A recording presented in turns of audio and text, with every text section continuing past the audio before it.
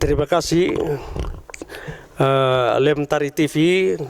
Pertama-tama saya menyampaikan penghargaan terhadap Lemtari TV. Sebelumnya saya mengenalkan diri. Saya dari DPW Lemtari Sulawesi Tengah. Nama saya Dr. Andus Sumardi Corona, Sarjana Hukum, Master Hukum, tapi dalam keakraban di lembaga ini dengan Datu Corona Sulawesi Tengah. Sehubungan dengan pertanyaan tadi berkaitan dengan pelaksanaan Lemtari ini, yang kita mengharapkan mendapat buah nanti merupakan hasil pertemuan ini melahirkan kebijakan-kebijakan untuk kedepannya Lemtari ini. Pertama-tama saya mengajukan dulu, diharapkan dari lembaga tinggi masyarakat adat ini ke depan nanti jangan kita hanya konsolidasi dengan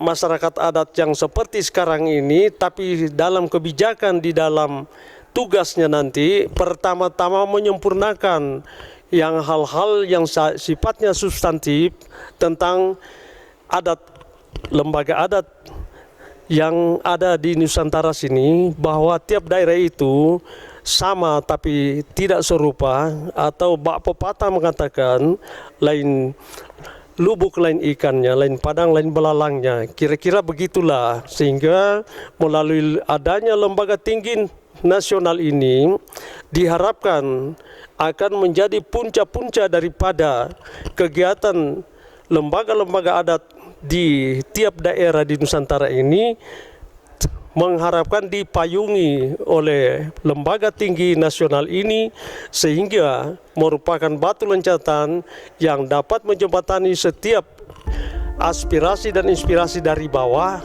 ke hubungannya di tingkat nasional dengan pemerintah pusat dari versi pertimbangan-pertimbangan masyarakat adat melalui lembaga ini. Ini yang kami harapkan ke depan untuk mendorong masyarakat adat ini agar semakin kuat dan terpercaya. Kami menyarankan agar kepengurusan lembaga ini juga merupakan inventarisasi dalam meregistrasi setiap kegiatan adat tiap daerah. Kami menyarankan atas nama dari pengurus adat Sulawesi Tengah, kiranya organisasi ini dapat disusun strata masyarakat atau struktur pemangku adat itu menurut gelar-gelar adat di tiap daerah itu. Karena dimaklumi secara mendalam materi daripada kegiatan adat itu meliputi tiga bidang atau tiga jenis macamnya tentang adat kebudayaan itu, yaitu secara substantif terbagi tiga. Pertama yang disebut adat istiadat. Adat istiadat ini yaitu adat yang berkaitan yang selalu dibikin oleh masyarakat itu yang sifatnya sakral. Kalau tidak dilaksanakan oleh masyarakat setempat itu mendapat sanksi alam atau langsung berakibat pada pada masyarakat itu sendiri. Contohnya, kalau sesuatu daerah panen melimpah, nelayan lah katakan begitu, panennya melimpah, tanda syukurannya dia harus memberi kesyukuran dengan mengadakan pesta adat. Nah, ini termasuk kategori adat istiadat. Penggolongan adat yang kedua yaitu adat kebiasaan. Yang masuk kategori adat kebiasaan itu meliputi kebiasaan-kebiasaan biasanya mulai dari pada saat anak lahir ada pesta adatnya, yang di setiap daerah itu ada kebiasaan-kebiasaan yang dilangsungkan oleh masyarakat adat itu.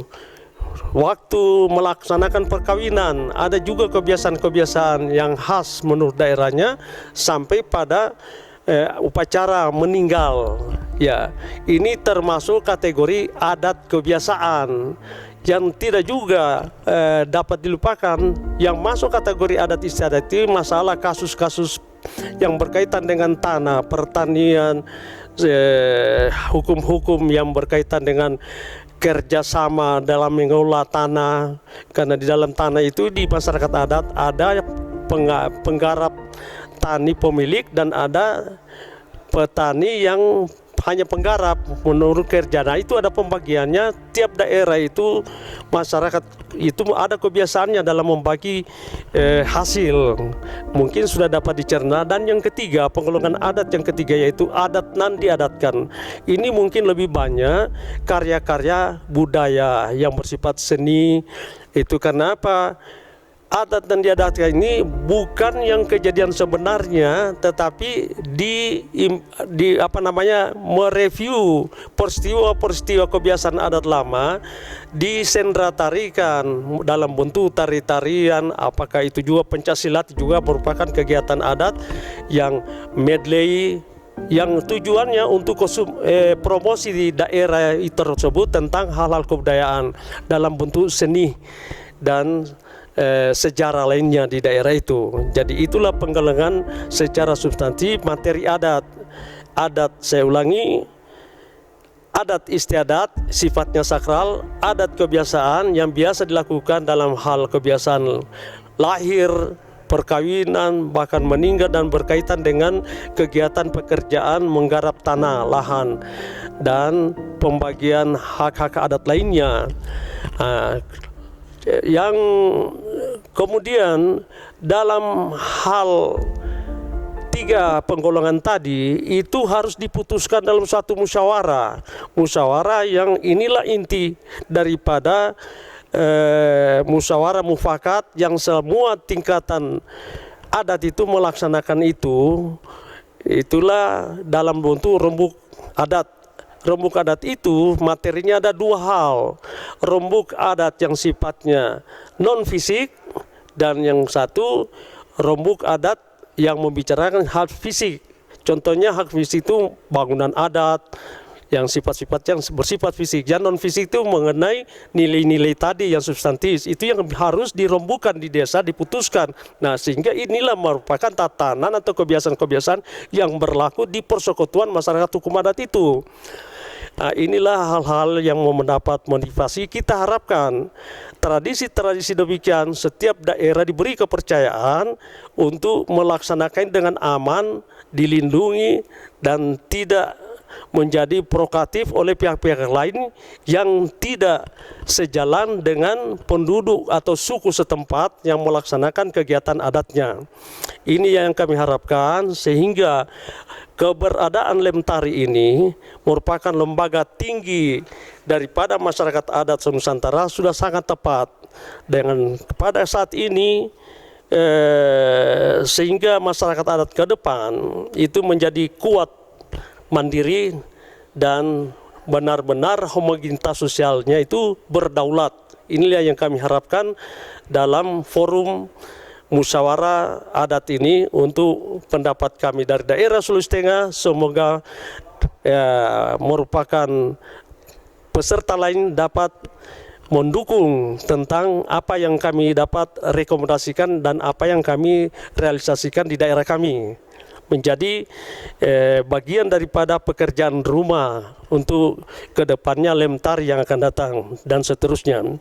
Saya pribadi dan khususnya merupakan bagian dari masyarakat adat khususnya di daerah Sulawesi Tengah, mengharapkan forum ini dapat membawa hasil yang bisa merupakan masukan atau hal-hal yang bisa direkomendasikan kepada pemerintah pusat tentunya, karena lembaga tinggi nasional ini bersifat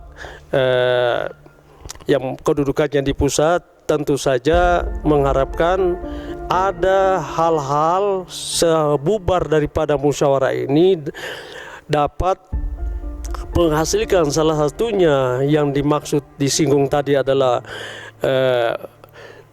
membutuhkan adanya undang-undang masyarakat adat segera mendapat perhatian dari pihak eksekutif maupun legislatif untuk menjadi produk hukum yang namanya undang-undang. Selain pendapat ini, bagi kami Sulawesi Tengah atau bagian daripada masyarakat adat Nusantara, kami merasa undang-undang yang kita harapkan itu, saya mempunyai alternatif. Kalau forum ini menyetujui, maka undang itu adalah mengesahkan tentang Undang-Undang Dewan Pertimbangan Agung dengan penjelasan sebagai berikut. Di Undang-Undang Dasar kita bahwa DPA itu sampai dinamika perubahan undang-undang sekarang yang diamandemen, lembaga Dewan Perwakilan Agung itu tidak dirubah, artinya dianggap tetap ada, tapi kenyataannya sejak berdirinya amandemen itu, DPA itu hilang begitu saja tanpa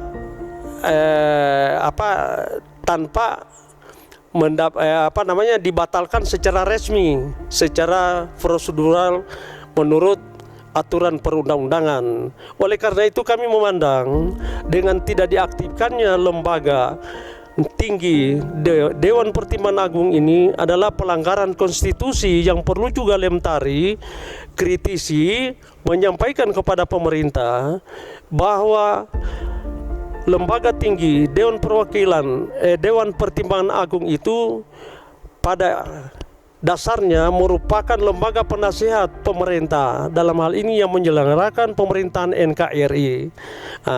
Kalau ini benar-benar berfungsi seperti idealnya itu, maka dengan pandangan ini tidak dibutuhkan itu Watimpres itu. Dewan Pertimbangan Presiden seakan-akan menggantikan kedudukan DPA itu sehingga hilang.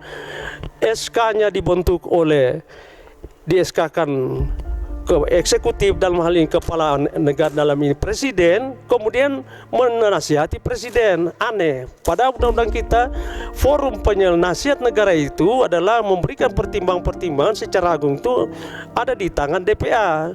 Cuma ke depan DPA yang kita maksudkan ini perlu kemajuan-kemajuan pemikiran untuk tidak seperti yang di masa lalu. Di zaman Orde Baru pernah DPA itu diduduki oleh orang-orang yang sudah pensiun, bahkan diduduki para politisi.